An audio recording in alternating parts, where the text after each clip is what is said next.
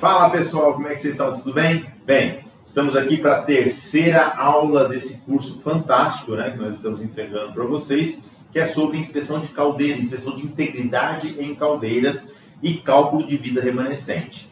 Bem, hoje é o terceiro módulo. No primeiro e no segundo módulo vocês já viram muita coisa boa, coisas interessantes que vão ajudar vocês no dia a dia, né? De como você vai lidar com as situações de uma inspeção dentro dos critérios da norma NR13, com base aí nos 25 anos de uma caldeira que já está em uso há 25 anos, e aí você vai fazer então a inspeção de integridade dela. Agora, lembra que eu falei na última aula sobre a API 579? E aí eu até falei, olha, cuidado, não fiquem assustados, né? Porque realmente a API 579 é uma norma que assusta um pouco pelo alto grau de complexidade que ela tem. E lembra também que eu falei que o uso da norma API 579 é muito pouco próximo do que a gente tem utilizado no dia a dia. Então, vamos lá, cada 100 caldeiras que a gente faz integridade, sei lá, 1%, talvez até menos, utilizam essa norma API 579 para avaliação da taxa de corrosão e a corrosão por placas, né, como a gente chama, ou corrosão por alvéolo e assim por diante. Mas imagina que essa norma ela deve ser conhecida, por isso que eu coloquei aqui no segundo módulo para vocês os conceitos básicos de como você aplica a norma API 579 dentro do contexto de uma avaliação de integridade de caldeira. Lembrando também que essa norma ela pode ser aplicada para outros equipamentos, como vasos de pressão, por exemplo, que você pode também aplicar os mesmos critérios, os mesmos conceitos da API 579 para vasos de pressão e também deduzir ali talvez uma nova PMTA, conforme a gente viu, ou até mesmo o cálculo de vida remanescente baseado nesses itens da norma. Agora, hoje, nós vamos ver, então, o que é mais comum. Então, eu vou ensinar para vocês agora, né, a partir desse momento, a API 510, que é o que mais a gente utiliza no dia a dia. Para vocês terem uma ideia, nos últimos 20 anos de carreira que eu tenho aqui, fazendo trabalhos dentro da NR13, pouquíssimas vezes, eu tive que utilizar a API 579. Não sou especialista na 579, visto que eu terceirizo, né, o trabalho de cálculo, o trabalho de avaliação com base nessa norma. Mas imagina que a 510, a API 510, nos dá, então, um parâmetro, nos dá muito embasamento técnico para que você, no seu dia a dia, você utilize. Então, suponhando que você tenha uma boa proposta elaborada, né? Sempre coloque lá, vou dar essa dica de novo, eu falei na segunda aula, mas sempre coloque lá na sua proposta, né? A aplicação da API 579 exclusa desse contrato, justamente pelo fato de que você não precisa toda vez ficar considerando que você vai usar a 579, mas você vai usar a 510 para fazer aí o seu cálculo de vida remanescente da sua caldeira. Hoje eu vou mostrar aqui na lousa, né, no quadro, e também alguns itens ali diretamente do meu notebook, do meu computador, para que vocês entendam aí. Na aula passada, desculpe, eu mostrei ali um case, né, onde eu mostrei como pegar as informações, e agora nós vamos ver com base na API 510, que é muito simples, é muito básico, e vocês vão ver então que realmente não tem segredo nenhum a aplicação dessa norma para avaliar aí os critérios de vida remanescente de uma caldeira. Vamos lá então? Pessoal, antes da gente começar aqui o terceiro módulo, a terceira aula, eu gostaria de dar 2 recadinhos rápidos, tá? Primeiro recadinho é o código que você vai ter que anotar agora e vai colocar lá na prova, que anotem aí o código, eu vou falar para o pessoal da edição colocar aqui também embaixo no vídeo, tá? M de Marcos, L de Lúcio, 8301. ML 8301. Esse é o código para essa aula, tá bom? Para quem não sabe ainda, para quem talvez não assistiu as outras 2 aulas, lembro vocês, esse é o segundo recado. Eu falei um código por aula e você tem que colocar esses códigos na prova. A prova daqui a pouquinho a prova vai estar no grupo, tá? No grupo exclusivo. Lembra que você, hoje, domingo, né? Você fez a primeira aula na quarta-feira, segunda aula foi na sexta e hoje, domingo, às 9 horas. Então, por volta do meio-dia, nós vamos colocar a prova para você.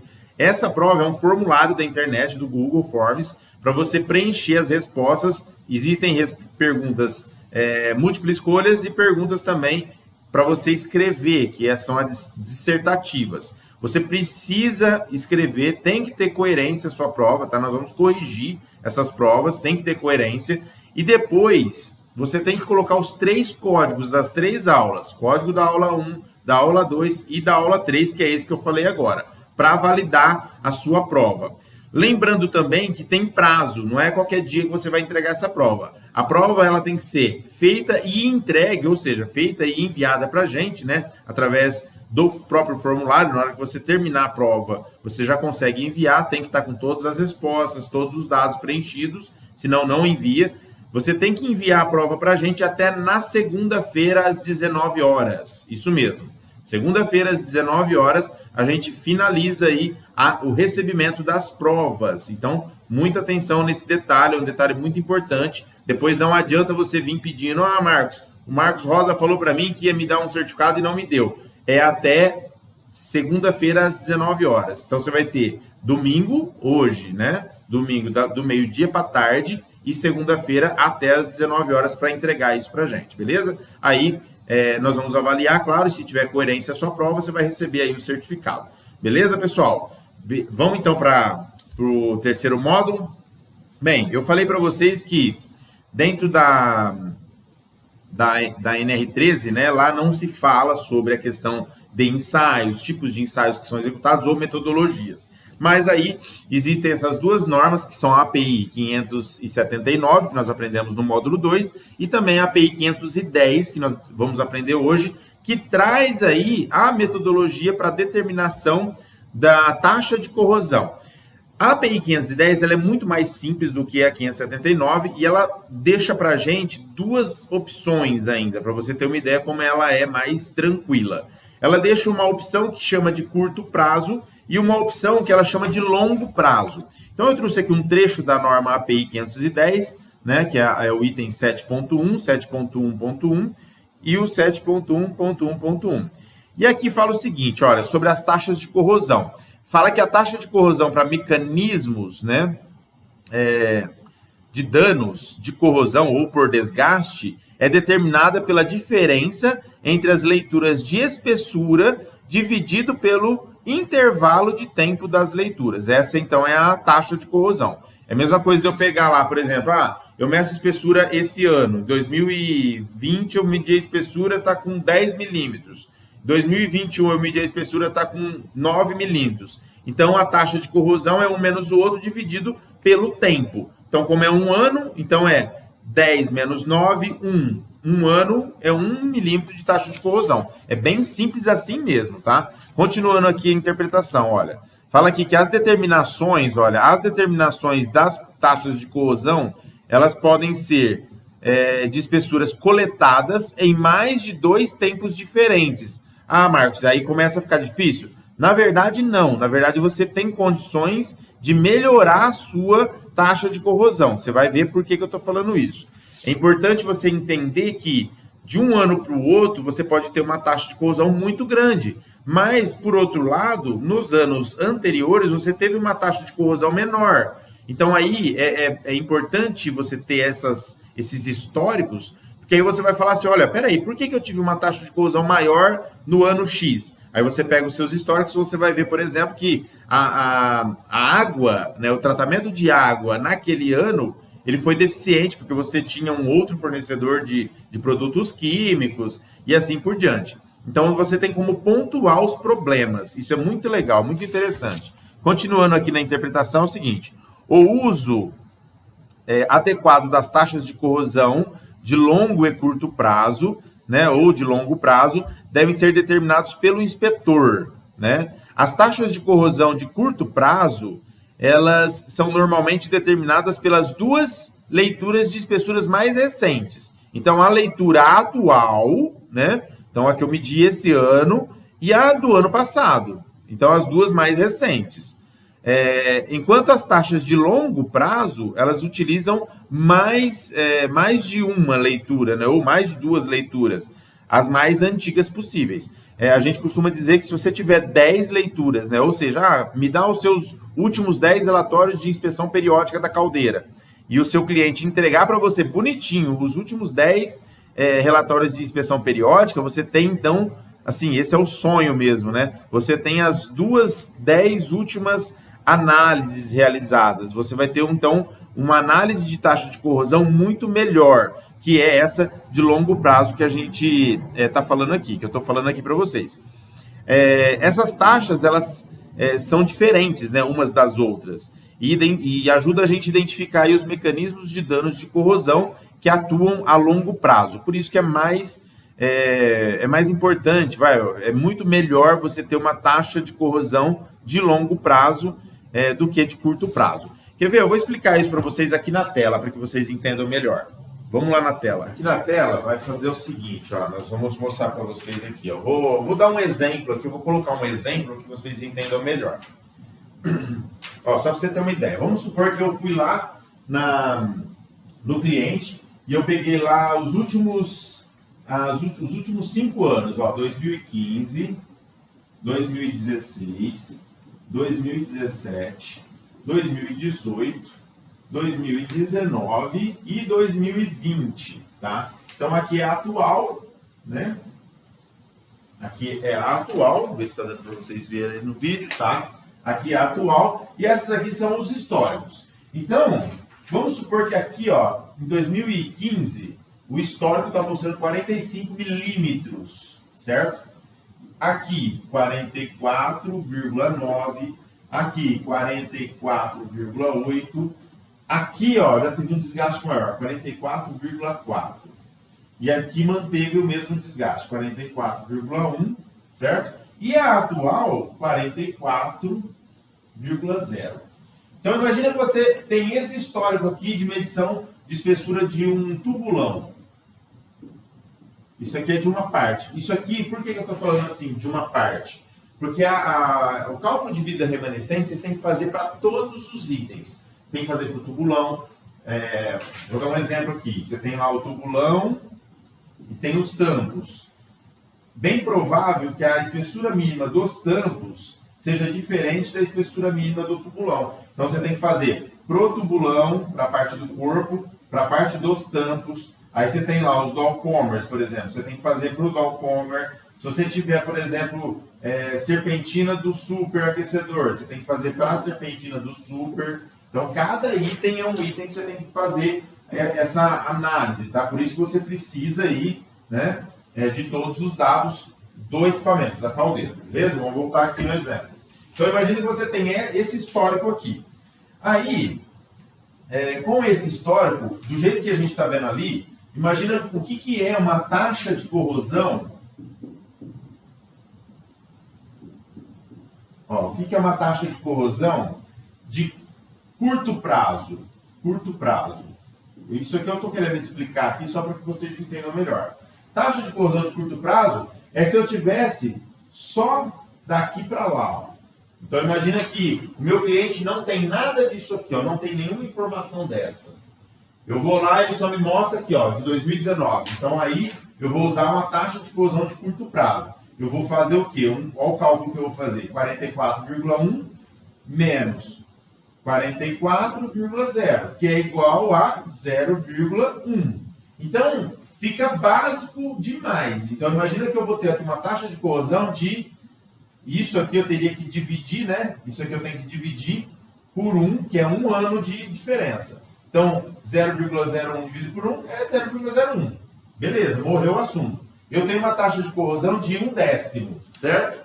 Agora, olha como que muda, por isso que eu falo para vocês que a taxa de corrosão de longo prazo é melhor. Então, imagina que eu tenho aqui, ó, uma taxa de corrosão agora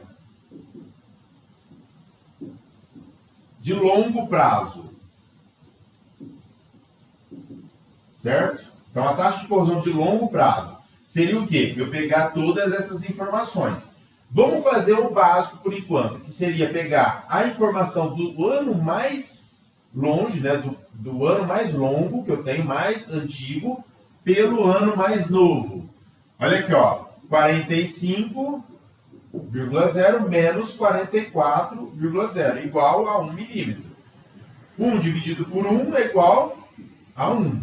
Então eu tenho uma taxa de corrosão de 1 milímetro. Só que, lembra que eu tenho que dividir isso aqui pela quantidade de tempo.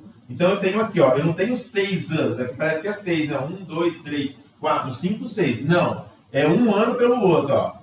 1, certo? Ó, 2, 3, 4, 5. Então eu tenho 5 anos de uso. Porque eu estou fazendo a inspeção agora que eu não conto esse próximo.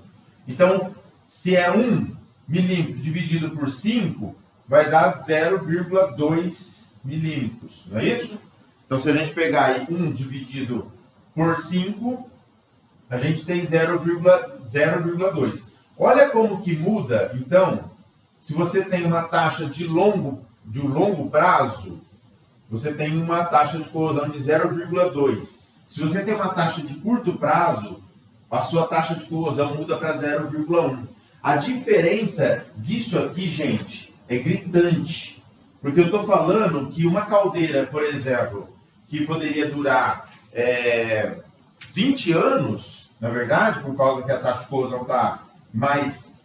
eu estou entendendo que o pessoal não tem um controle muito rigoroso da água, não tem um controle muito rigoroso do desgaste do equipamento. Eu estou entendendo que ela poderia ter 20 anos aqui e aqui ela falaria que era 40. Quer ver um exemplo? Ó, só para você ter uma ideia, vou dar um exemplo aqui real para você. Imagina que isso daqui, a espessura mínima requerida, lá no memorial de cálculo, tá, da caldeira, lá no memorial de cálculo da caldeira, imagina que a espessura mínima for de, vou dar um exemplo aqui básico, tá? For de 40 milímetros. Então tá, 40 milímetros, espessura mínima, tá? E aí, a real que tá 44. Então, como que eu faço aqui o cálculo de vida remanescente? Eu vou fazer esse só para você ter uma ideia da diferença que dá. Seria menos 44, que é o real, né, a atual, que é igual a 4 milímetros. Então, imagina que eu tenho 4 milímetros ainda de vida útil do equipamento. Agora, vamos lá para a conta. Vamos ver se está pegando aqui certinho, tá? Então, vamos para a conta aqui, ó. Vamos apagar aqui. Vamos apagar essa parte aqui, ó, de cima, aqui, ó. Só para vocês entenderem, tá? Essa aqui é de curto prazo. Então, eu tenho 4 milímetros aqui de vida útil, certo? Se eu tenho 4 milímetros de vida útil, eu tenho que dividir esses 4 aqui pela taxa de corrosão anual. Lembra que a taxa de corrosão anual para o longo prazo era 2 e para o curto prazo era 0,1, certo? Milímetros. Então vamos fazer aqui, ó. Se é 4 milímetros dividido por 0,2, vou fazer a conta aqui, peraí. Seria o seguinte, ó. 4 dividido por 0,2. Você tem aqui, ó, 20 anos por 0,2 é igual a 20 anos. Certo? E 4 dividido por 0,1 é igual a 40 anos. Olha como que muda. Então aqui, por que eu falo que o melhor seria, o melhor dos mundos é você ter um histórico, né? Um histórico da caldeira, justamente pelo fato de que você tendo uma taxa de corrosão de longo prazo, você refina o seu cálculo, Você tendo uma taxa de corrosão de curto prazo, você tem um cálculo meio que mascarado para o último ano. Então você tem que identificar isso e falar que quando o seu cliente não tem um histórico, você tem que deixar claro para ele que essa avaliação da vida remanescente, ela pode ter variações, nós vamos ver isso continuando a aula, ela pode ter variações de erros, né, de cálculo devido a ao não histórico, tá? Você pode, claro, minimizar isso através de estudos, né? De taxas de corrosão, mas depois nós vamos ver isso com maior detalhe. O que eu quero mostrar para vocês agora, então, que é muito mais, muito melhor e muito mais indicado você fazer do que com o curto prazo, tá? Porque você tem aí uma assertividade muito maior, beleza? Vamos lá? Então ficou claro aí, pessoal, para vocês, que você tem aí uma assertividade maior quando você faz o cálculo de longo prazo. Aqui embaixo, ó, nada mais é do que a fórmula que eu usei ali para vocês, tá? Que é a espessura atual, né? Tá vendo aqui? Deixa eu mostrar aqui ó, no mouse para vocês. Espessura atual, desculpa, a espessura inicial menos a espessura atual, tá vendo?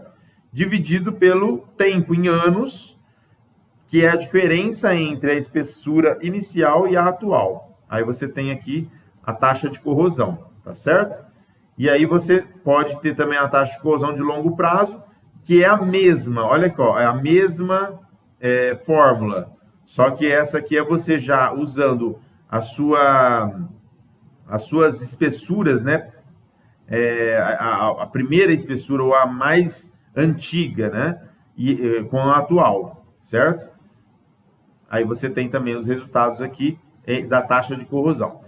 Então ficou claro aí para vocês, né? Agora olha que interessante aqui, o item da norma que fala, que é o item 7441. Fala o seguinte, olha aqui, eu até traduzi ele aqui na íntegra para vocês. Como alternativa, os procedimentos 742 e 743, componentes com desgaste, né, abaixo da espessura requerida, olha lá, então imagina que o seu desgaste já está fazendo com que a sua caldeira já esteja abaixo da espessura requerida. Podem ser avaliada empregando o projeto por métodos de análise do ASME, né? 8, seção 2, apêndice 4, ou até a API 579, apêndice B. E esses métodos eles também podem ser usados para avaliar, né, reparos, que é como eu expliquei na aula passada, na aula 2, no módulo 2. Lembra que eu fiz lá, tem uma trinca aqui, você faz então um adoçamento da trinca, tira ele, não pode deixar canto vivo, né, por causa da concentração de tensões, conforme mostra aqui, e aí você pode calcular então a sua nova PMTA com base na PI 579 ou com base no código ASME, divisão 2, apêndice 4, tá? Então essa aí é um item que está lá na norma, na API 510, né, e mostra, na API 510, mostra isso. Tá vendo como que ela chama a atenção? Então, se você tem ali uma corrosão por placa, você não pode usar o método da API 510. Tem que usar o método da 579. E quando você tem um defeito que você tem que eliminar da mesma forma, você tem que fazer assim, tá certo? Agora sim, vamos chegar aqui vamos fazer aqui de novo uma avaliação dos cálculos de vida remanescente. É importante a gente entender isso daqui, por quê? Porque a vida que sobra tem muito a ver com a taxa de corrosão. Tudo a ver, na verdade. Se a sua taxa de corrosão é alta, você tem aí um parâmetro, né? Você tem um parâmetro de vida remanescente bem menor do que se sua taxa de corrosão for pequena, né? O que a gente viu ali na lousa agora. Então, você tem uma taxa de corrosão de 0,2, dobra a diferença de vida, né? A vida remanescente fica na metade de uma taxa de corrosão de 0,1. Ah, Marcos, mas qual que é o normal de se ver, né? O normal, uma caldeira que tem um bom tratamento de água, uma caldeira que tem bons operadores, que não se tem ali desgaste por superaquecimento ou algo desse tipo, né, com erosão e tudo mais, você consegue ter 0,1 ou menos de taxa de corrosão. Eu já vi taxas de corrosão de 0,08, para vocês terem uma ideia, né? Então, é uma taxa de corrosão muito baixa, que dá realmente uma vida longa ao equipamento. Agora, o que eu quero mostrar para vocês é o seguinte. Vamos lá, eu vou apagar aqui essa informação, que eu quero mostrar para vocês o seguinte. Eu vou colocar aqui a fórmula, tá, da vida remanescente.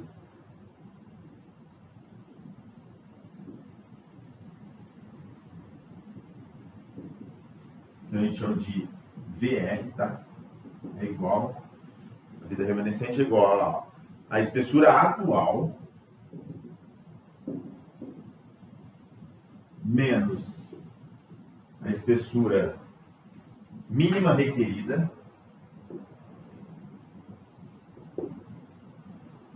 dividido pela taxa de corrosão.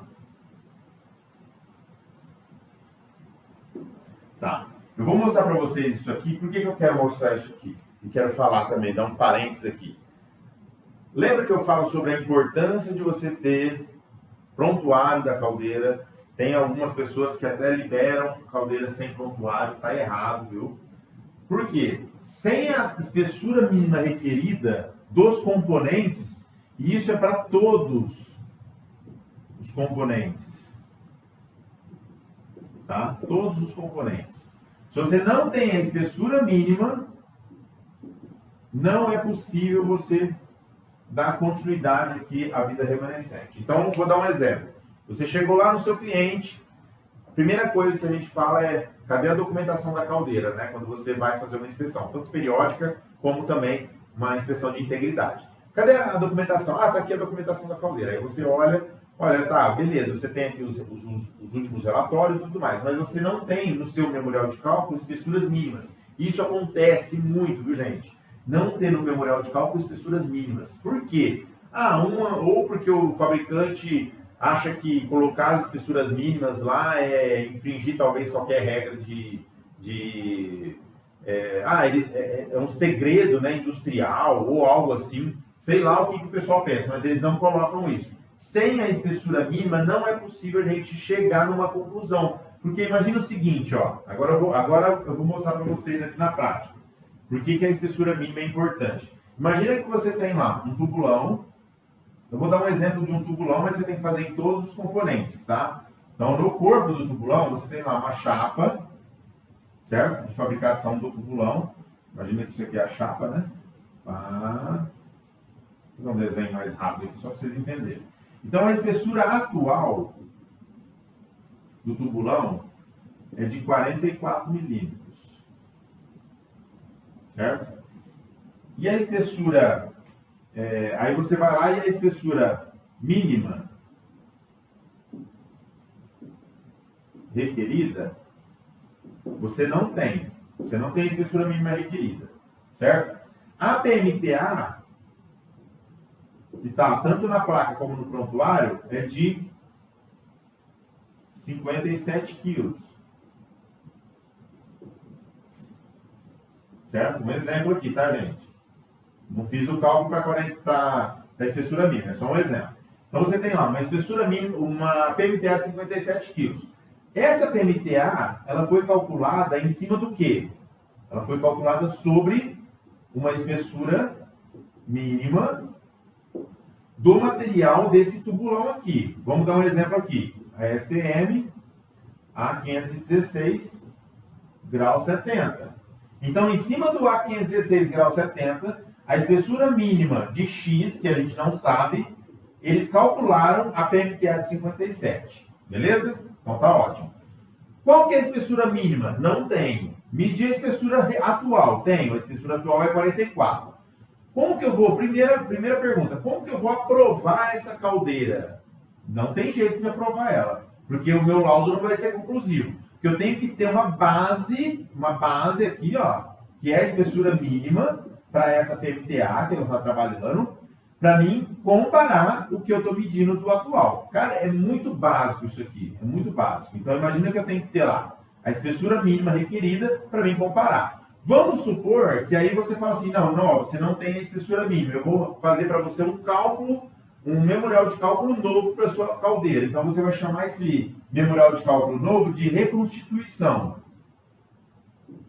Reconstituição de prontuário.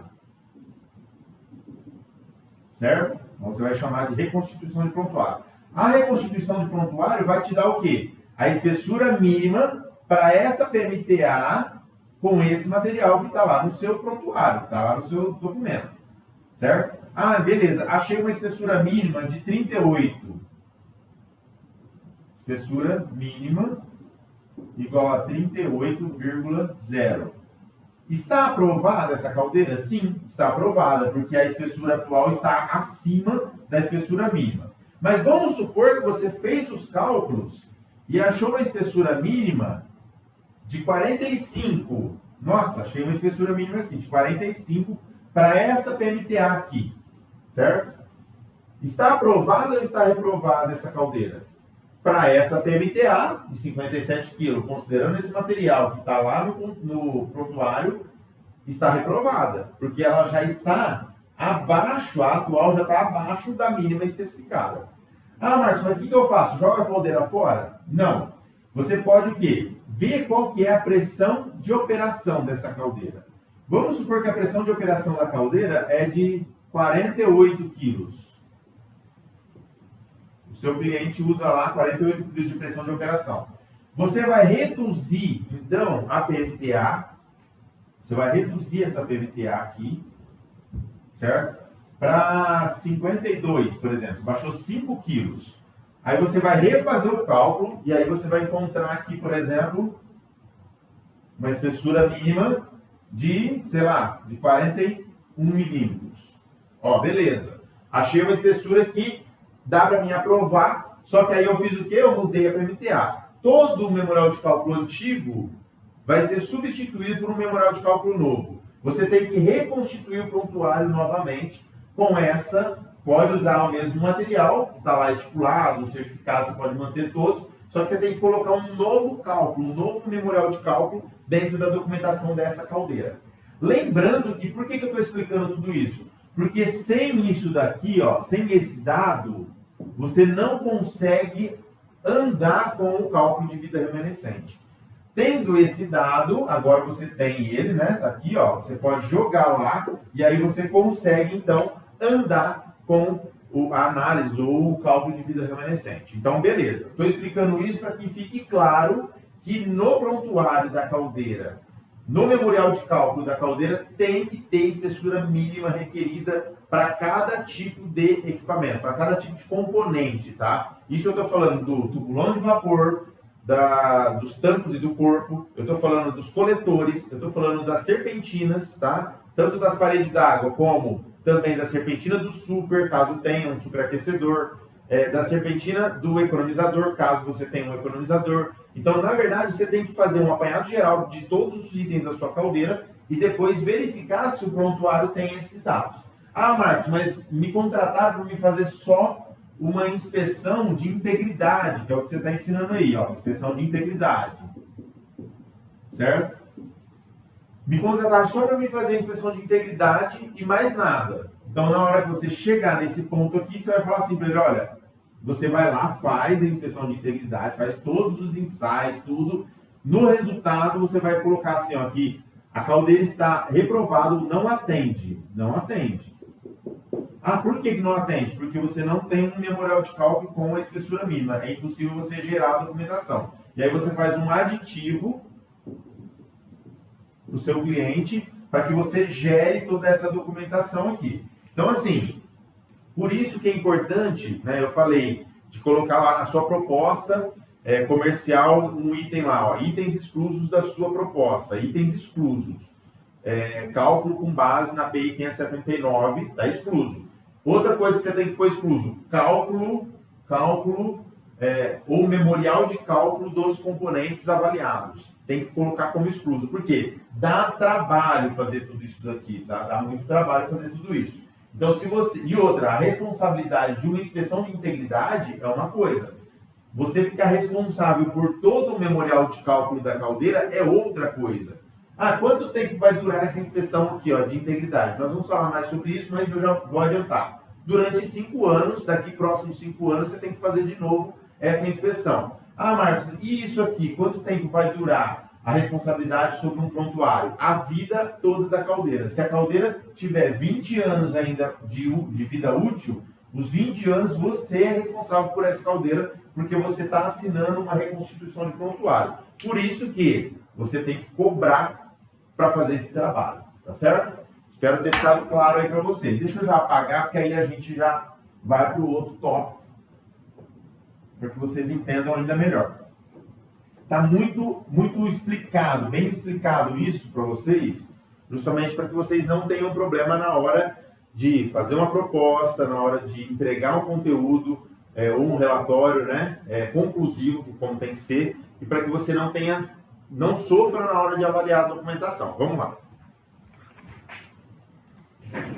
Pessoal, então, voltando aqui, vocês estão vendo aí que ficou claro aí para vocês, então, né, que a questão da espessura mínima requerida é extremamente necessária você ter isso, porque senão você não consegue seguir com o seu estudo, com o seu cálculo de vida remanescente. Eu trouxe aqui agora para vocês verem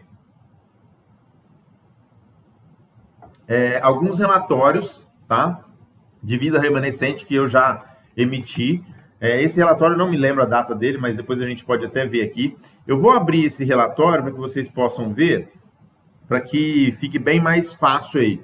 É um relatório de inspeção de integridade de caldeira, tá? Esse aqui é um relatório da minha empresa, é uma caldeira Dedini, né? Lá na empresa tem 4 caldeiras, essa é a de número 4, modelo dela é a AZ200, uma caldeira muito usada, uma caldeira muito boa, né? Tem uma ótima performance. Aqui no relatório você já consegue ver, por exemplo, que o mesmo relatório que a gente usa para inspeção inicial, periódica, extraordinária e integridade física é o mesmo relatório, porque os dados, né, da integridade física somente são complementares aos demais tipos de inspeção. Esse relatório você tem um e-book gratuito, eu vou colocar no grupo também o link para você pegar esse e-book, tá? Caso você não tenha ainda. É um e-book que tem todos os modelos de relatório. Você tem lá o relatório de inspeção de vaso de pressão, de tubulação, de tanques metálicos e também esse relatório aqui em Word para você poder preencher e colocar o seu logo aqui, a sua logomarca do jeito que você achar melhor, tá bom? Então você tem esse relatório aqui lá para você fazer o preenchimento. Nesse caso aqui, ó, tá vendo? Essa caldeira, ela é de 94, ela tem aqui uma pressão máxima admissível de 50 e uma pressão de trabalho de 42. Então é uma caldeira de alta pressão já, tá certo? Foi baseada no ASME também, você tem aqui as placas, a gente sempre coloca essas informações aqui para ficar bem mais fácil, né? Questão do prontuário, se tem ou não, livro de registro, todas as perguntas da NR13, né? A gente já responde aqui para ficar mais fácil para o cliente, tá? Aqui é o local onde se faz as medições de espessura. É claro que além das medições de espessura, a gente coloca também as espessuras mínimas aqui, ó, tá vendo aqui, ó, espessura mínima para esse componente. Aí aqui embaixo tem a espessura mínima para esse componente, porque é muito importante a parte da espessura mínima. Aqui são as espessuras mínimas e máximas encontradas durante a inspeção. Aqui você tem o tipo do material, tá vendo? Que é importante a gente colocar também. E aqui algumas imagens, né, tanto externas da entrada, da vista lateral direita do balão superior da caldeira de vapor e a vista interna, né? Vocês viram uma caldeira similar a essa aqui no vídeo da aula 1, se eu não me engano. Vocês viram lá no vídeo da aula 1 como que é passo a passo dentro de uma caldeira. Se você não assistiu ainda, vá lá e assista. Aí aqui você tem ainda mais alguns detalhes, né? Você tem, por exemplo, a parte de partícula magnética sendo feita, né? Você tem aqui, ó, a metalografia, medição de espessura, e aí vai. Você tem aqui todos os pontos de medição de espessura dos tampos.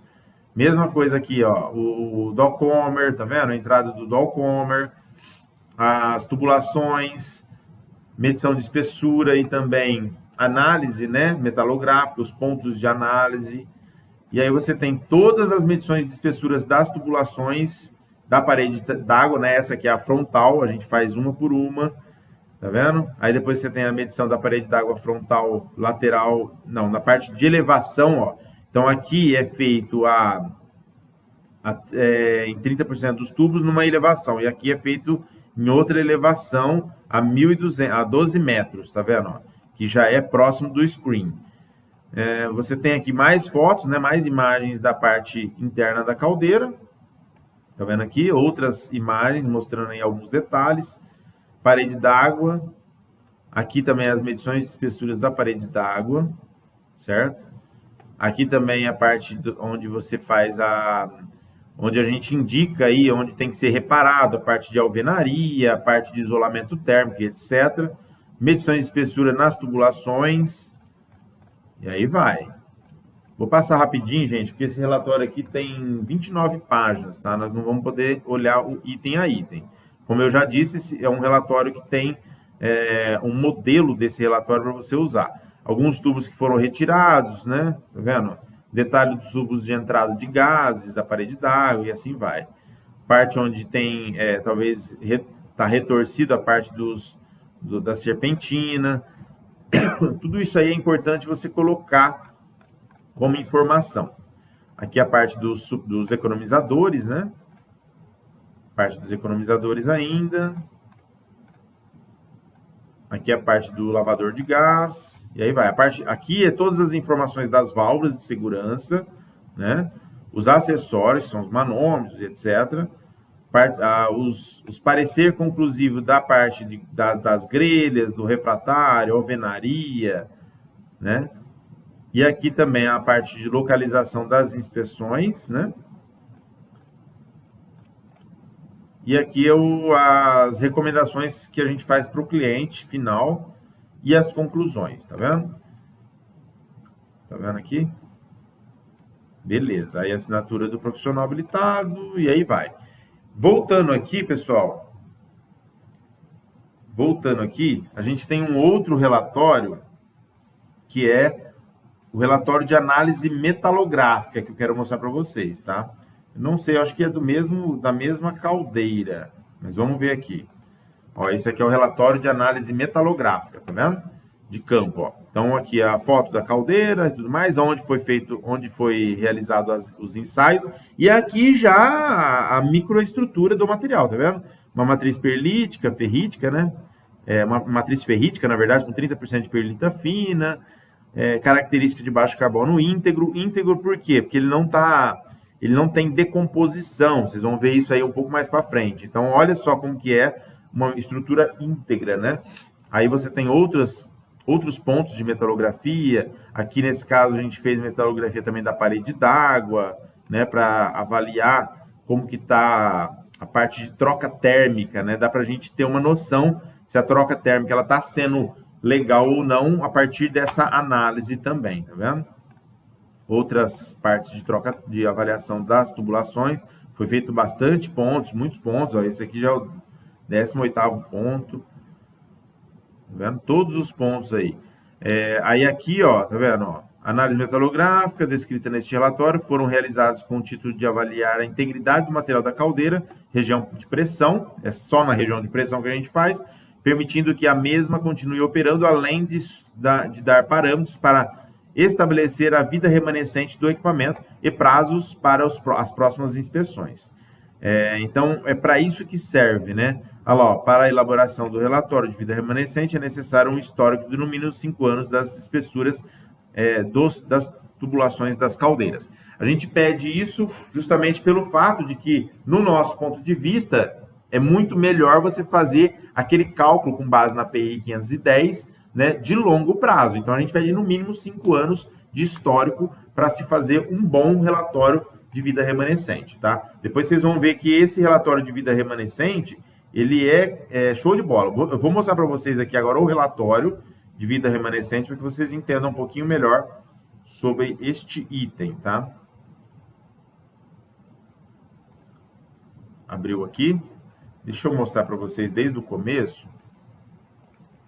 Ó, então, esse aqui é a projeção de vida remanescente da caldeira. Esse relatório é o seguinte, ó, esses 3 documentos que eu mostrei para vocês são os 3 documentos que acompanham o relatório de inspeção de integridade, tá? O databook, desculpa, o e-book que eu falei para vocês baixarem de graça, que eu vou deixar aqui também o link, eu vou até anotar aqui para o meu pessoal colocar o link para vocês, meu pessoal de apoio. Ele só tem o primeiro relatório que eu mostrei, que é o relatório de inspeção periódica, tá? Mas imagina que a junção desses 3 documentos é o que forma o relatório de integridade. Essa aqui é a mesma caldeira, então a gente tem aí as datas, né, das inspeções, as identificações das caldeiras. Não é a mesma caldeira não, gente. Deixa eu ver, 48 de pressão admissível. Essa aqui é uma caldeira que tem uma pressão de trabalho mais baixa, tá? De 21 quilos, ó. Então tá aqui as placas, é uma outra caldeira mesmo. Aqui, ó, olha aqui, ó, os pontos de medição do tampo esquerdo, olha lá, ó, 2010, 11, 12, 13, 14, 15, 16, 17, 18. Então, a gente tem todos esses anos como base de referência aí para fazer o nosso cálculo de vida remanescente com base na API 510 de longo prazo, tá? Então, a gente consegue fazer aqui um estudo de longo prazo. Porém, se vocês avaliarem, ó, tá vendo, ó, não teve quase corrosão, ó. Então, você teve aqui, ó, 1, 2, 3, 4, 5, 6, 7, 8. Você tem 8 anos aqui e a taxa de corrosão é sempre a mesma lá, ó. Um décimo. Aqui não teve nada, ó, de taxa de corrosão. Aí aqui você teve nada de novo, você teve um décimo de 2013 para 2014 e aqui você não teve nada aqui em 2015 até 2016, zero praticamente de taxa de corrosão. Quando é assim é menor que um décimo, tá? E aí depois você teve aqui, ó, opa, aqui teve uma taxa maior, tá vendo? Ó? Pulou de 16 para 17, de 44,5 para 42, 3 décimos aqui, e aqui nada de novo. Então, a gente entende aqui que esse relatório, ele mostra que você tem uma taxa de corrosão pequena, né, em alguns anos, e uma taxa um pouco maior aqui, que o que indica, pode indicar uma má qualidade no tratamento da água nessa data, tá vendo? Por isso que é bom fazer dessa forma e pontuar. Lembrando que os componentes, eles precisam ter o quê? Aqui, ó, espessura mínima dos componentes. Então, todos eles, ó, balão superior, o costado e os dois tampos, direito e esquerdo. Nessa caldeira foi feito só esses componentes, tá vendo? Ó, balão inferior, costado e os dois tampos. E aqui você tem, então, a espessura mínima com base no prontuário da caldeira, beleza? Média de corrosão anual. Aqui você tem a média de corrosão anual para cada um dos componentes. Tá vendo? Lembrando que a maior taxa de corrosão anual foi essa daqui. Eu vou mostrar para vocês um arquivo que a gente tem do Excel que faz esse cálculo, né? De uma forma mais prática. Aqui você tem, aqui, ó, por exemplo, as duas maiores taxas de corrosão foram, então, no balão inferior, no tampo direito e esquerdo. Olha lá, você teve uma taxa de corrosão maior, você tem, na verdade, uma sobreespessura menor para esses dois itens aqui, o que dá 21,7 anos de vida útil ou vida remanescente. Aqui é o gráfico, né, que a gente entrega para o cliente para mostrar para ele a projeção, né, do cálculo de vida remanescente. Todos os gráficos estão aqui, de todos os componentes, tá certo? E a conclusão que eu queria ler com vocês aqui na íntegra fala o seguinte, ó, após a avaliação dos resultados obtidos nos ensaios e análises realizados nos componentes, né, podemos concluir que o material dos componentes estão íntegros e não apresentam nenhum tipo de deterioração. Com base nos resultados obtidos nos ensaios e análises, foram realizados, além do levantamento de dados dos relatórios de inspeção periódica da caldeira nos últimos 8 anos, dados para avaliação da taxa de corrosão anual. Para este levantamento, consideramos o índice de desvio padrão e os valores que deveriam ser retirados do cálculo, medidas fora do desvio padrão, foram retirados. Um exemplo, talvez você pegue lá uma medição de espessura em falso, talvez uma taxa de corrosão muito menor do que o desvio padrão que a gente usa. Aí a gente elimina ela e considera um ponto próximo daquele ponto que a gente está acostumado a medir ou do ponto do mapeamento. Os resultados dessa projeção de vida remanescente dos componentes avaliados das caldeiras concluem que o elemento limitante, aí é bom você colocar sempre isso, né? Que o elemento limitante é o balão inferior, né? Tampo esquerdo e direito. Então, os dois tampos estão limitando. Vamos voltar aqui para você entender melhor isso. Aqui, ó. Então, tá. Esses outros cálculos aqui, ó, deu tudo acima de 21,7, tá vendo? Ah, beleza. Então, depois desses 21,7 é 22,7. Significa, então, que se ele trocar esse tampo aqui, ele ganha mais um ano da caldeira. Ah, então tá. Se ele trocar esse tampo e os dois tampos, os 4 tampos aqui, ó, ele pode ganhar até 7 ou 8 anos, ó, até 7 anos. Porque o tubulão já começa a ser complicado. Tudo completo. Começa já a complicar um pouquinho. Mas imagina que você tem essa condição. Porém, eu acredito que é muito difícil isso acontecer, tá, gente? Você pode fazer um planejamento para depois de 21 anos comprar uma caldeira nova ou baixar a PMTA dessa caldeira aqui para utilização. Olha a nota importante agora. Essa nota é de extrema importância, tá? Por causa das avaliações. O tempo de vida remanescente de 21,7 anos olha aqui, ó, está condicionado à forma de utilização futura do equipamento. Então, a gente já limita aqui a nossa responsabilidade, ó. Porque é o seguinte, ó, já pensou se depois sei lá, essa caldeira aqui com 15 anos, ela chega já no final da vida dela, com 15 anos, aí o cara chega em você e fala assim, ó, meu, você falou que era 21 anos, e com 15 anos essa caldeira agora já chegou no final da vida remanescente dela, no final da vida útil. O que você me diz? Então, a gente já se prepara, porque, olha só, que o tempo de vida remanescente de 21,7 anos está condicionado à forma de utilização futura do equipamento. Nós não temos controle de como o cliente vai utilizar o equipamento. Por isso que você tira um print disso aqui, gente. Tira um print disso aqui, vou até melhorar aqui para vocês. Tira um print dessa nota, que essa nota vocês têm que colocar em todo o cálculo de vida remanescente, toda a inspeção de integridade que vocês fizerem, tá? Continuando. Devendo levar em consideração o histórico de utilização passada quanto aos parâmetros significativos da operação como tais. Olha lá, tratamento de água utilizada, tipo de limpeza realizada durante as manutenções, tipo de combustível utilizado, bem como suas propriedades e porcentagens de impureza. Ah, beleza, eu usava cavaco de madeira.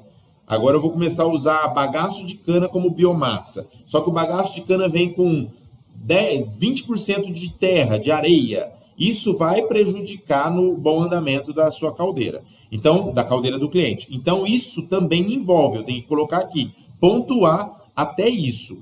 Aí vamos lá. Operação correta, realizada por profissionais capacitados conforme os manuais de operação. O cara operou fora do manual de operação também, pode ter uma vida útil reduzida e aí já não é nosso problema, tá? Outra coisa, manutenção planejada dos dispositivos de controle, segurança como válvulas, termômetros, indicadores de nível e outros.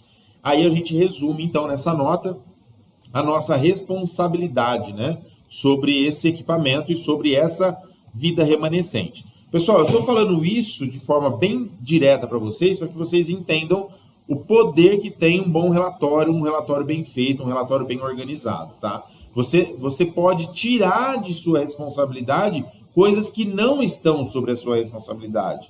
Então, você tem uma responsabilidade de fazer o quê? O cálculo com base na API 510 de forma correta. Você usou os parâmetros e deu 21,7 anos de vida remanescente? Ótimo, você aponta isso e coloca aqui. Isso depende muito da forma de utilização futura da caldeira, tá bom? Vamos voltar aqui, então, para a gente dar continuidade ao nosso treinamento. Bem, esse daqui, gente, é a forma como nós calculamos aqui, né, com base naquilo que eu já ensinei para vocês, nos cálculos que eu já mostrei. A gente usa esse formulário, então, para o método mais usado, que é com base na API 510, que é com vida remanescente. Lembrando que, diferente da API 579, que você tem uma corrosão localizada, não quer dizer que a API 510 não considera corrosão. Considera corrosão também. Só que a corrosão da API 510 considera uma corrosão linear, que a gente chama. Então, imagina que ela, por igual, ela tem o seu desgaste por igual e não localizada como é aqueles itens que eu mostrei na aula 2, tá bom? Vamos abrir aqui, então, essa planilha que eu criei para que vocês entendam um pouco melhor na prática. Eu vou mostrar aqui para vocês, ó. Então, aqui é uma planilha do Excel, conforme vocês podem ver, né? E aí, a gente tem aqui, por exemplo, todos os componentes que foram avaliados, né? Ah, Marcos, é só esses componentes? Eu estou dando um exemplo aqui para vocês. Isso aqui pode ser muito maior, tá? Vocês podem colocar quantos componentes vocês quiserem aqui. E aí, todos os componentes vocês precisam ter o quê? O histórico das medições de espessura que estão nos relatórios de inspeção periódica da caldeira. Então, lembra que Quando instala a caldeira, inspeção inicial. Primeiro ano, inspeção periódica. Até o 25º ano, inspeção periódica. Quando fez 25 anos, inspeção de integridade, que é o que nós estamos vendo aqui. Só que eu não preciso pegar todos os 25 anos, né? Eu posso pegar os últimos 10. Nesse caso aqui, eu peguei, 1, 2, 3, 4, 5, 6, 7, 8, 9. Eu peguei 9 anos, né? E as taxas de corrosão entre eles, tá vendo? Então aqui, por exemplo, é a taxa de corrosão entre 2010 e 2011. Aqui é a taxa de corrosão entre 2011 e 2012 e assim por diante, tá vendo? Todas as taxas de corrosão de acordo com as avaliações dos históricos das espessuras encontradas na inspeção periódica. Lembrando que, nesse caso, você tem aqui, 2018 é a taxa de corrosão, é a espessura medida nessa data. Então, esse exemplo está desde 2018 aqui, eu estou usando ele ainda, mas só para vocês terem uma ideia. Então, imagina que em 2018 eu fiz a inspeção atual, que é a inspeção de integridade dessa caldeira. E aí tem a taxa de corrosão também. Desculpa, 2019 eu fiz isso, né? Tem a taxa de corrosão entre 2019 e 2018. E aí aqui são as taxas de corrosão anual, tá vendo? As taxas de corrosão anual. São negativas mesmo porque é uma média entre todas as taxas de corrosão. Então aqui eu tenho uma taxa de corrosão anual, levando em consideração essa taxa de longo prazo, né? Lembra que eu falei sobre curto prazo e longo prazo? Aqui nós estamos usando a de maior credibilidade, vamos falar assim, que é a inspeção de integridade, usando a taxa de corrosão de longo prazo, tá bom? E aí, gente, a única coisa que eu preciso fazer para mim usar no cálculo, eu não posso usar negativo, né? Eu tenho que usar em módulo. Então, eu faço o quê? Eu criei uma fórmula para multiplicar por -1 para fazer isso aqui virar positivo. Aí eu uso isso nas minhas fórmulas, tá vendo? Aqui as espessuras, as sobreespessuras. Ah, Marcos, com base em que você pega a sobreespessura? Com base nas espessuras mínimas dos componentes, conforme está aqui, tá vendo? Então, eu tenho aqui as espessuras mínimas dos componentes, e aí eu tenho a sobreespessura. A sobreespessura nada mais é do que a espessura mínima menos as taxas de corrosão, né? Que dá aqui, ó. Então, aqui você vê, por exemplo, R6, então você pega aqui, né? A espessura mínima a taxa de corrosão menos a espessura mínima. Então, você tem aqui, ó, quanto que vai sobrar, que é a espessura atual, a espessura atual que está aqui, ó, tá vendo? R6 menos a espessura mínima R, que é C19, que dá aqui, ó, tá vendo? Olha lá, R6 menos C19, né? Que está aqui em cima, viu, pessoal? O que eu estou falando está aqui, ó. Tá vendo? Olha lá, R6 menos C19, que é igual aqui a taxa de corrosão. Desculpa, a sobreespessura. Tendo isso em mente, a sobreespessura em mente, em 2018, eu vou ter o quê?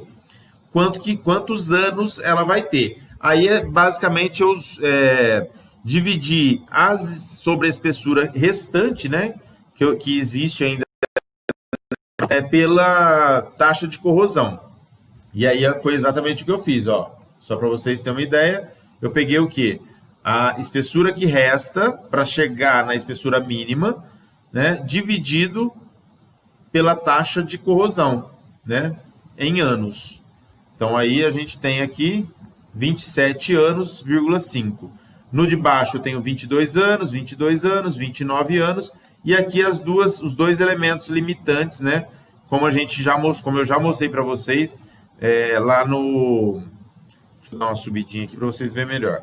Lá no relatório, tá? Então, você tem aqui o elemento limitante, que são os tampos, né, do balão inferior, tá vendo? Tampo direito e esquerdo. Lembrando, pessoal, o seguinte, imagine que você tem aqui uma taxa de corrosão menor, ó, aqui, por exemplo, a espessura mínima. Vamos supor que a espessura mínima aqui desse tampo fosse 37, por exemplo, ó, e 37. Olha aqui como que muda aqui, ó, em anos a vida remanescente, tá vendo? Sobe pra caramba, ó.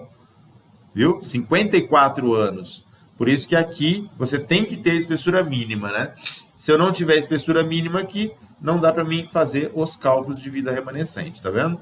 Então eu tenho aqui 39,9 de espessura mínima para 21 anos. Aí, automaticamente, o próprio gráfico já é montado, né? Os gráficos aqui já são montados para que a gente coloque isso no relatório, tá bom? Com base aqui em todos os dados que já foram levantados. Bem, ficou claro aí para vocês então, né, como que a gente utiliza essa planilha, né, esse link da planilha. Aqui são basicamente todos os gráficos dos históricos, né, da taxa de corrosão anual. É claro que a gente pode calcular a vida remanescente através do histórico de inspeção da caldeira, que é o mais usado, conforme eu mostrei para vocês. E aí fica bem mais fácil. Agora, existe uma outra forma de se calcular isso? Existe. Quer ver um exemplo? Eu vou dar um exemplo para vocês agora, claro, aqui.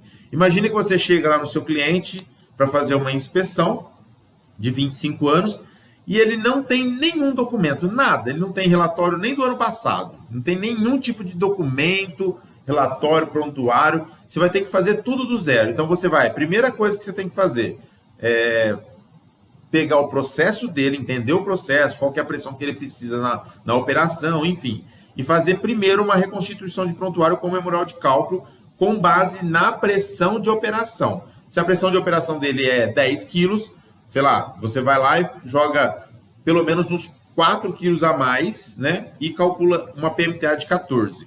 Ah, beleza, calculei uma PMTA de 14, está dentro. A espessura mínima encontrada no memorial de cálculo, ela está abaixo da espessura real do as-built que eu fiz, que foi o levantamento que eu fiz geral. A segunda parte seria você pegar, então, para fazer o histórico com base na API 510. Então, imagina que você tem lá uma corrosão linear, você pode usar a API 510, e aí você não tem histórico nenhum. Como que você vai fazer? Ah, então tá, quanto tempo essa caldeira vai durar? Existe uma norma que chama NACE RP 0775, que é uma norma voltada mais para a área de petróleo e gás, tá? Mas ela pode ser usada como parâmetro, com base, claro, na experiência do profissional habilitado, como parâmetro para se ter uma taxa de corrosão. Então, existe lá taxas de corrosão uniforme, que é o que eu chamo de linear, né? Então, imagina que você tem uma taxa de corrosão uniforme, aí você vai usar essa aqui, ó, tá vendo?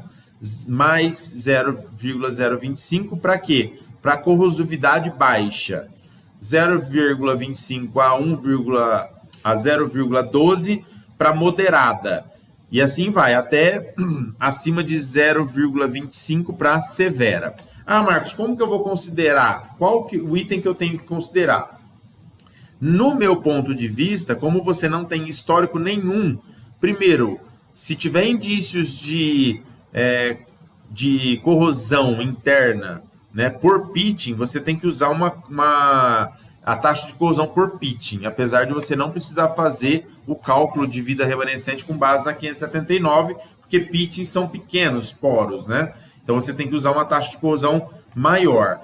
Caso você não tenha nenhum indício de corrosão e você tem um indício de que o seu cliente ele faz um tratamento de água correto, já há muito tempo ele faz o tratamento de água, e você tem ali uma vida útil ainda longa, ou seja, uma sobreespessura grande, você pode usar o moderado aqui, ó, que seria o quê? Usar 1/10, né? Usar mais ou menos aí 1/10 de corrosão anual para você fazer o cálculo de vida remanescente. E claro que você vai colocar, igual eu fiz aquela nota lá no relatório, né, que é muito importante, eu até falei para você printar a nota, você precisa colocar alguns dados referentes a essa norma, algumas informações de que realmente não foi baseado em histórico, então isso pode ocasionar um desvio padrão maior do que o comum, né? E colocar talvez a próxima vida remanescente ou o cálculo de vida remanescente não para 5 anos, mas para os próximos 2 anos, talvez. Ó, eu sugiro que você faça a próxima. Sugiro não, você coloca lá já como item obrigatório, que você faça uma inspeção de integridade daí 2 anos, e não no próximo ano, mas daí 2 anos. Porque aí você consegue já ter um parâmetro melhor. O cliente já vai estar sendo orientado a guardar todos os relatórios, e você consegue retomar essa informação de uma forma mais prática. Talvez você consiga até crescer, né, nessa próxima inspeção de integridade e cálculo de vida remanescente, você consegue talvez até aumentar a vida útil da caldeira baseado em fatos mais concretos, tá bom? Então é interessante você saber desse detalhe aqui também. Ah, Marcos, mas existem outras formas de você fazer cálculos de vida remanescente? Sim. Existem softwares, né, sofisticados de alta tecnologia que podem mapear os pontos de maior aquecimento da caldeira, onde vai estar também o maior desgaste dessa caldeira. E aí a gente entende onde seria talvez melhor você fazer as análises de metalografia, por exemplo, para avaliar os itens, né? Então imagina aqui, por exemplo, você está vendo aqui uma coloração. A parte rosa, que é a parte mais avermelhada, seria a parte de maior aquecimento. Então aqui seria o ponto onde você faria a análise metalográfica, tá? Então, Marcos, beleza, se eu não tenho esse software, eu faço como? Geralmente a gente já entende onde tem os maiores aquecimentos pela prática. Então a gente sempre faz nesses pontos. Mas imagina que com um software desse tipo seria bem mais pontual e bem mais assertivo aí a sua interpretação, tá? Marcos, eu preciso disso? Não precisa, tá, pessoal? Não precisa desse software para fazer a inspeção de integridade de caldeira, como eu já falei para vocês que não. Esses softwares, por exemplo, eles vão ter sensores especiais, né, para medir aí a vibração e a corrosão também por fluência, né, por métodos de extrapolação que eles chamam. Imagina que eles vão ter esses sensores que vão ficar lá durante a utilização da caldeira. Então imagina o preço, o custo que é ter uma tecnologia dessa. É muito caro e isso aqui eu já vi em estudos. Eu nunca vi sendo feito no mundo real, tá? Claro que eu não vi tudo na vida ainda, né? Eu tenho só 40 anos, mas beleza. Agora, por que é importante a gente fazer a análise metalográfica, colocar essa análise como um critério de aceitação para uma inspeção de integridade? Justamente por isso, tá vendo? Os efeitos da fluência ou da decomposição da microestrutura do material, da caldeira, elas vêm sobre superaquecimento. Imagina se você tem, então, um fenômeno que a gente chama de fluência, né? Ou uma deformação lenta sobre a ação de carga, que é a pressão que está tendo ali, de forma constante, durante longos períodos, porque uma caldeira às vezes fica lá 9, 10 meses, 11 meses trabalhando direto. Então você tem ali deformações lentas devido a essa carga. E quando você tem uma alta temperatura, então você começa a ter problemas de fluência, que a gente chama. Isso aqui, gente, ó, essa foto que eu peguei da internet, tá aqui, ó. Se vocês quiserem depois acessar o site que eu peguei, tá aqui, né? Slide paper, né? Slide, tem um número aqui. Esse é o link para você acessar. É uma imagem, tá vendo, ó, de tubos que sofreram aí, a gente costuma chamar isso de efeito laranja, né? Devido à fluência, devido a alta pressão de trabalho, interligada ou associada a um aquecimento além do que o equipamento estava previsto, e isso causa fluência, é o que a gente chama de superaquecimento do material, tá bom? O que esse superaquecimento ele vai influenciar no material? Eu trouxe aqui esse gráfico de deformação versus tempo para que você entenda um pouquinho, né? A ação que são recomendadas de acordo com cada tipo de problema ou parâmetro de deformação. Aqui a curva de deformação tempo, de uma fluência, né? Com associação à microestrutura. Isso aqui é um método proposto por Neubauer, né? E ele fala o seguinte: quando você faz as análises metalográficas e você começa a ver cavidades isoladas dessa forma aqui, já é um começo do indício de que alguma coisa está errada. Talvez você precise aí melhorar o seu processo para que isso não evolua. Mas imagina que isso não melhora. Aí você tem cavidades já orientadas. Tá vendo aqui, ó, as cavidades em contorno de grãos, ó. Então isso aqui são microcavidades, né? Por enquanto ainda são cavidades alveolares, ou seja, redondas.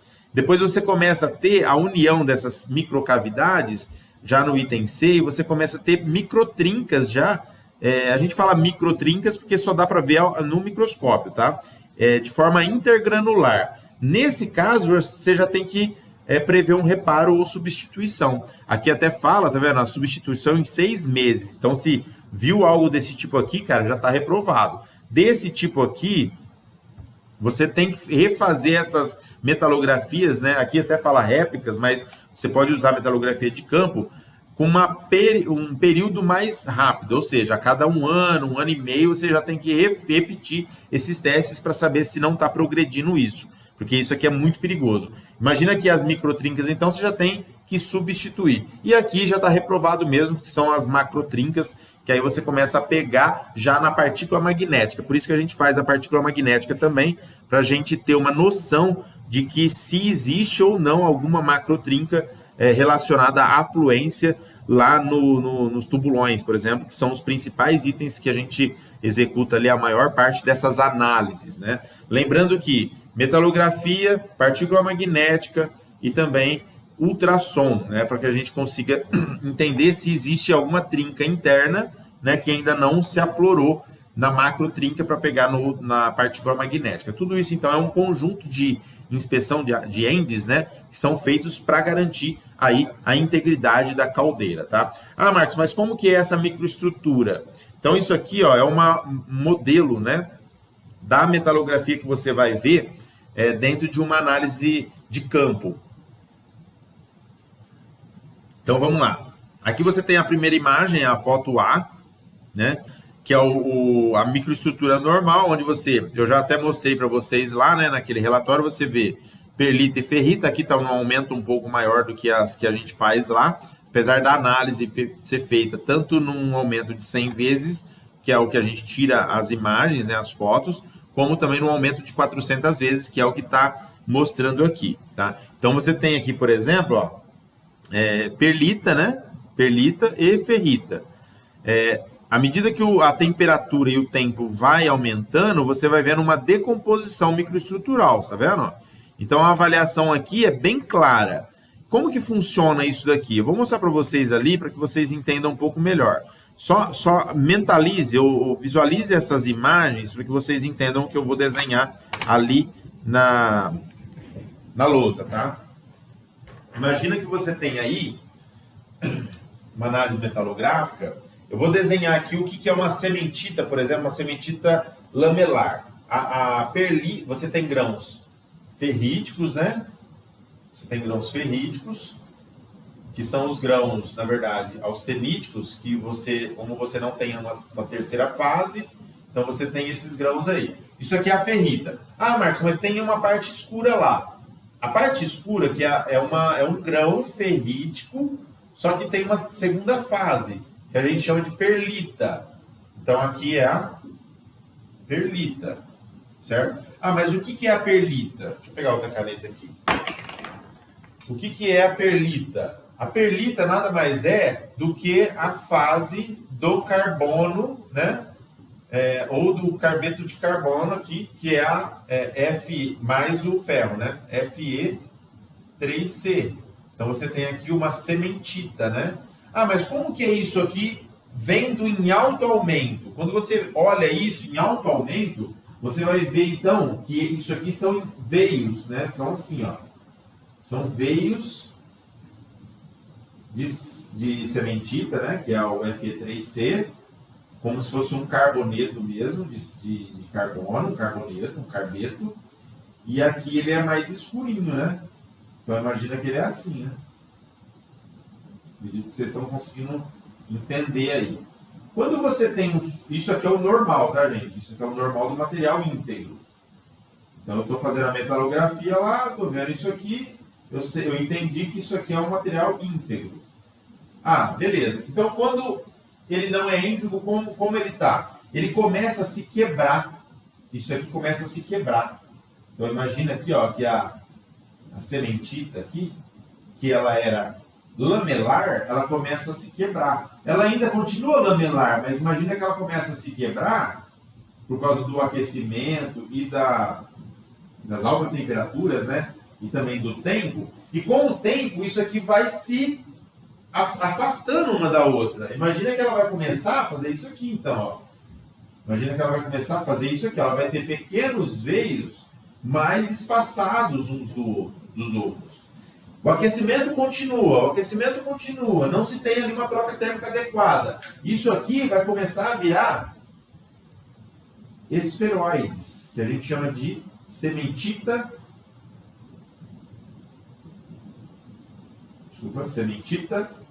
globular.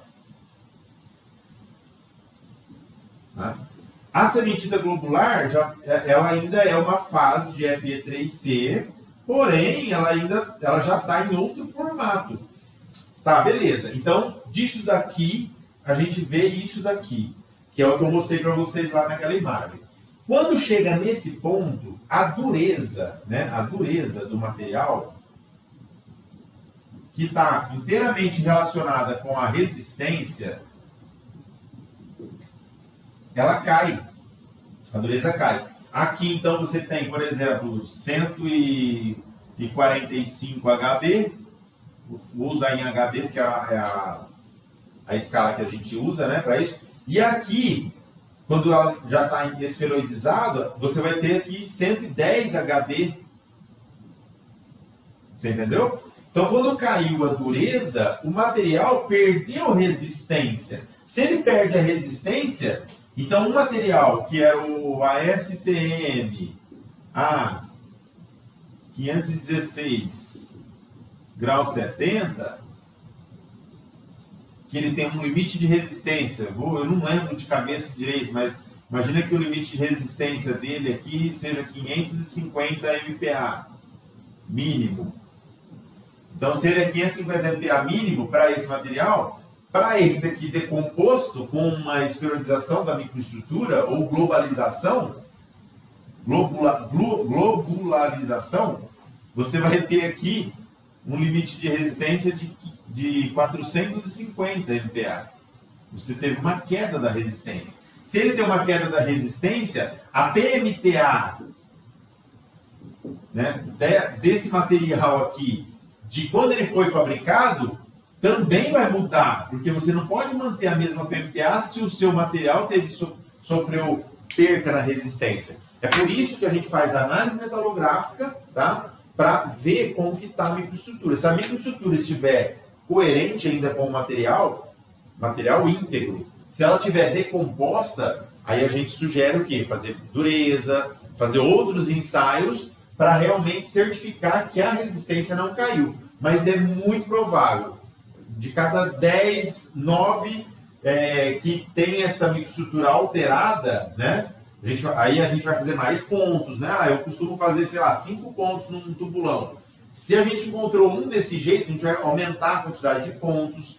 Tem que tomar um monte de cuidado, por exemplo, para fazer uma metalografia, porque você tem que desbastar o material, você não pode pegar material com oxidação, com descarbonetação, porque senão você pode pegar isso aqui na superfície e, na verdade, o material internamente ele está íntegro. Então, você tem que ter todos esses cuidados, né? Por isso que eu falo, gente, análise metalográfica talvez seja melhor. Se você não tem experiência no assunto, é melhor você terceirizar o trabalho, né? Então, por exemplo, a minha empresa já faz todo esse trabalho. Ela faz tanto a parte de as-built, inspeção, metalografia. A gente tem todos os equipamentos, como vocês já viram aí no treinamento. Mas aqui é melhor você terceirizar se você não consegue gerir isso aqui para você, entendeu?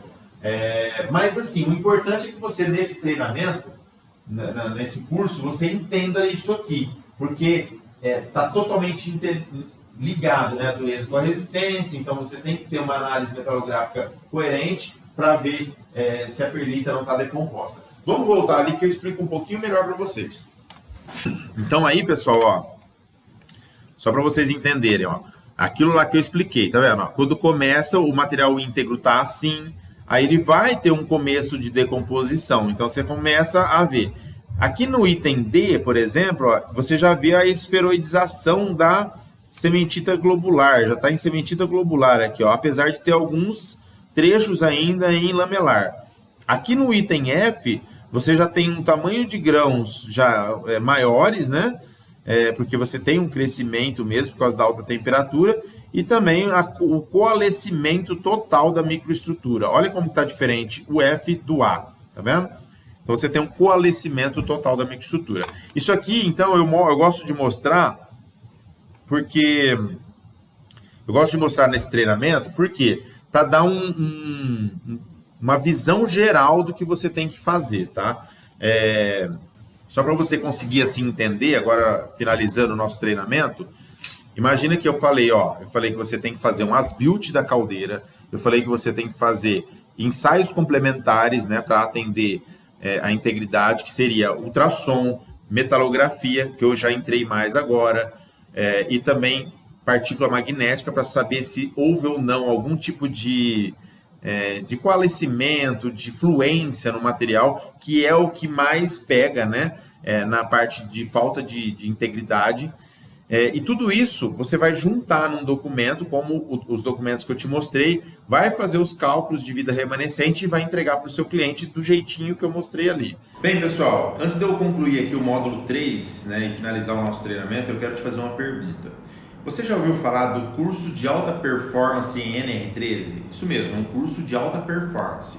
É o seguinte, primeiro, vou dar uma dica para você. Se você quiser se destacar no mercado de inspeção em NR13, de vasos de pressão, caldeiras, etc., sendo um profissional capacitado e especializado, se você precisa entender mais sobre esse mercado da NR13, que pode ser muito lucrativo para você, e ainda tirar as dores dos seus clientes, então eu vou deixar um link aqui abaixo, logo abaixo do vídeo, para que você clique e veja esse treinamento. Conheça mais sobre o treinamento.